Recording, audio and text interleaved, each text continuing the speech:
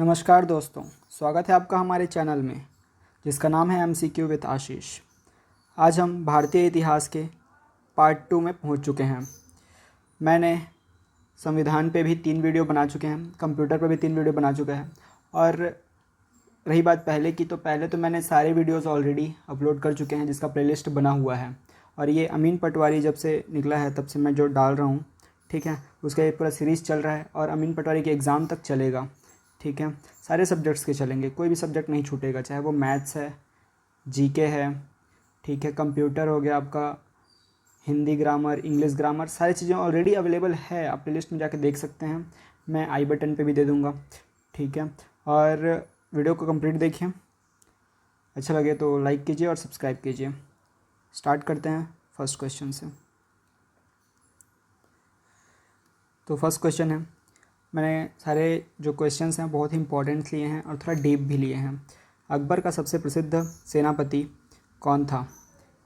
राजा मानसिंह, बीरबल, अबुल फजल या फिर तानसेन? देखिए, अकबर से रिलेटेड बहुत सारे क्वेश्चन पूछे जाते हैं, इसका सही आंसर बताइए क्या होगा। अकबर का प्रसिद्ध सेनापति कौन सा? सही आंसर है आपका ऑप्शन नंबर ए, राजा मानसिंह जो है प्रसिद्ध सेनापति था। क्लियर है, आगे बढ़ते हैं। सेकेंड नंबर का क्वेश्चन है, अकबर द्वारा स्थापित दीन इलाही धर्म किस वर्ष शुरू हुआ? इसमें एक क्वेश्चन तो आपको समझ में आ गया कि अकबर ने एक नया धर्म बनाया था, क्या? दीन इलाही। क्लियर है, तो इसकी शुरुआत कौन से वर्ष में हुई थी ये बताइए। ठीक है, किस वर्ष शुरू हुआ था? ऑप्शन है 1556, 1582, 1605 या फिर 1610। क्या हो जाएगा सही आंसर? तो सही आंसर है इसका, क्या हो जाएगा? 1582। क्लियर है, आगे बढ़ते हैं 23वें नंबर के क्वेश्चन की तरफ। अकबर ने राजस्व मंत्री कौन थे? अकबर के राजस्व मंत्री कौन थे? अबुल फजल, राजा टोडरमल, बीरबल या फिर तानसेन? तो क्या हो जाएगा सही आंसर? राजस्व मंत्री कौन थे? तो राजा टोडरमल। ठीक है, राजा टोडरमल क्या थे? अकबर के राजस्व मंत्री थे। ऐसे क्वेश्चन पूछे जाते हैं। क्लियर है, आगे अगला क्वेश्चन है, तानसेन किस बादशाह के दरबार के गायक थे? बताइए, तानसेन किस बादशाह के दरबार के गायक थे? तो सही आंसर क्या हो जाएगा? ऑप्शन देख लीजिए, बाबर है, अकबर है, शाहजहां या फिर औरंगजेब। बताइए इनमें से कौन सा होगा। सही आंसर है option number B, Akbar. Akbar के दरबार के गायक थे तानसेन। आगे बढ़ते हैं, अकबर ने किस युद्ध में हेमचंद विक्रमादित्य, जिसको हेमू बोलते थे, को हराया था? पानीपत का प्रथम युद्ध, पानीपत का द्वितीय युद्ध, खानवा का युद्ध या फिर हल्दी घाटी का युद्ध? सबसे पहले हेमचंद की बात करें तो जो हेमचंद विक्रमादित्य था, ये आखिरी शासक था जिन्होंने विक्रमादित्य की उपाधि अपनाई थी। इसको शॉर्ट में हेमू भी कहा गया है। तो पानीपत के द्वितीय युद्ध में जो है अकबर और हेमू के बीच युद्ध हुआ। पानीपत का द्वितीय युद्ध इन्हीं दोनों के बीच हुआ, अकबर और हेमचंद के बीच। ठीक है, जिसमें अकबर की जीत हुई थी। और अकबर की तरफ से, अकबर तो छोटा था तो उसकी तरफ से कौन लड़ा था, कमेंट बॉक्स में बताइए। आगे बढ़ते हैं 26वें नंबर का क्वेश्चन, हल्दी घाटी का युद्ध 1576 ईस्वी किसके बीच हुआ था? बताइए, हल्दी घाटी का युद्ध किससे किसके बीच हुआ था? कब हुआ था ये पता चल गया, 1576 में हुआ था। किससे किसके बीच हुआ था? अकबर और राणा सांगा, अकबर और हेमचंद, अकबर और महाराणा प्रताप, अकबर और शेर शाह। तो बताइए किससे किसके बीच हुआ था हल्दी घाटी का युद्ध 1576 में? तो सही आंसर हो जाएगा ऑप्शन नंबर सी, अकबर और महाराणा प्रताप के बीच हुआ था।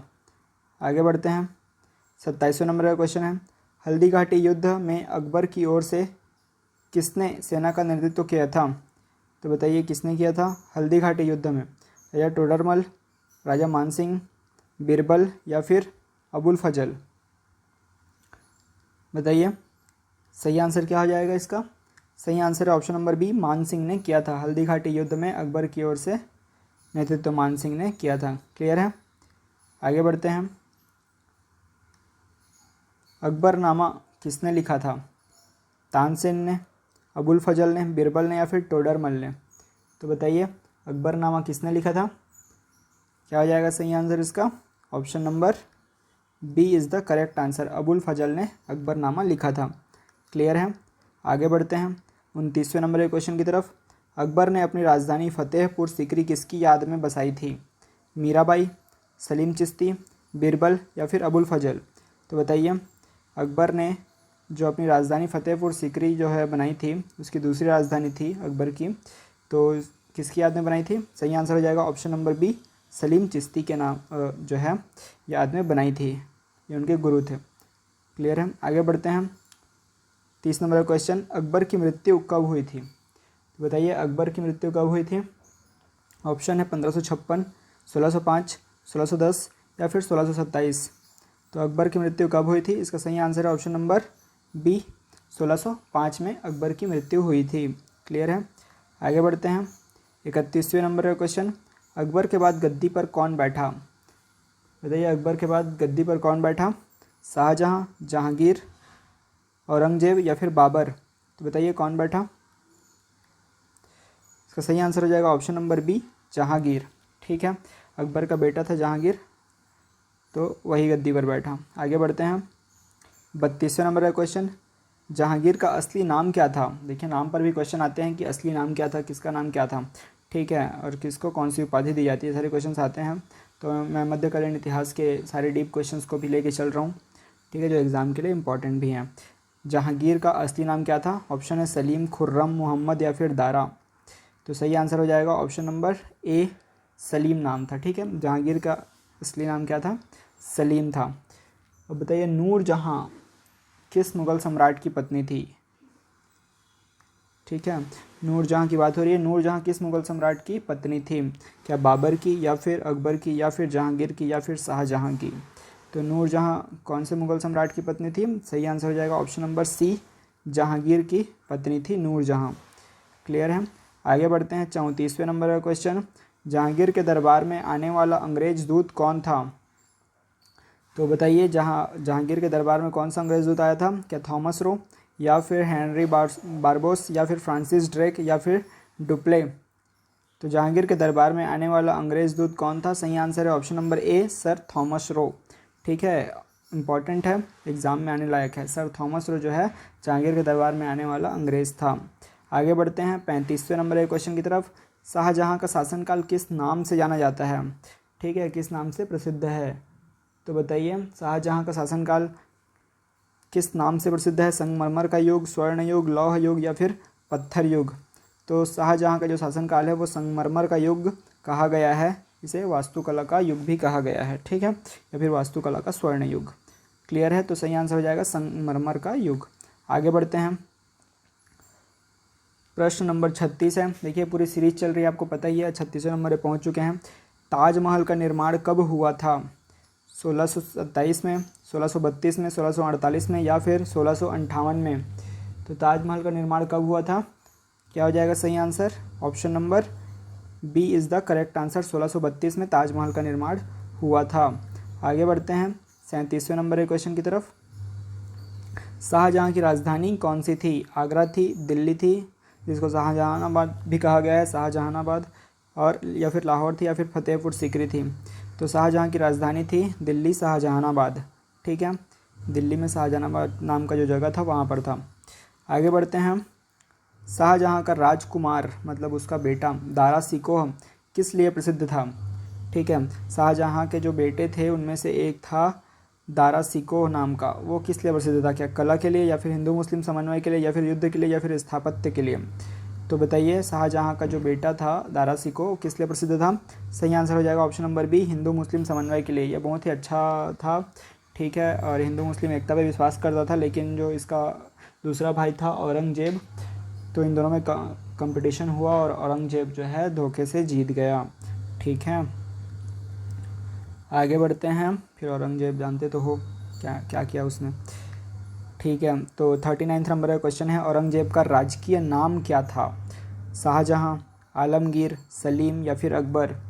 तो बताइए शाहजहां का राजकीय नाम क्या था?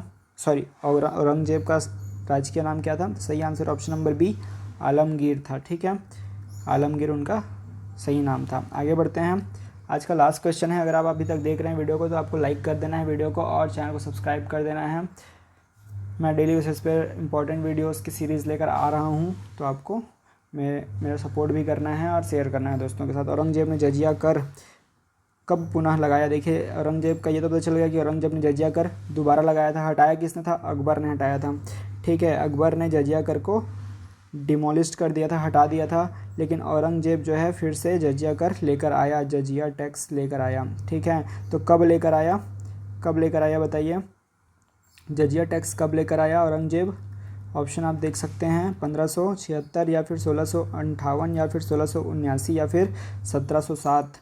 तो बताइए कि औरंगजेब जो है जजिया टैक्स कब लेकर आया? इसका सही आंसर है ऑप्शन नंबर सी, 1679 में। ठीक है, 1679 में, 1679 में। क्लियर है, औरंगजेब जजिया टैक्स पुनः लेकर आया। ठीक है, जजिया टैक्स कौन ख़त्म किया था? अकबर ने। किसने, कौन पुनः लेकर आया? औरंगजेब। कब लेकर आया? तो 1679 में। क्लियर है, तो ये रहा आज का 20 क्वेश्चन। तो ये दूसरा सीरीज कंप्लीट होता है, मतलब दूसरा वीडियो।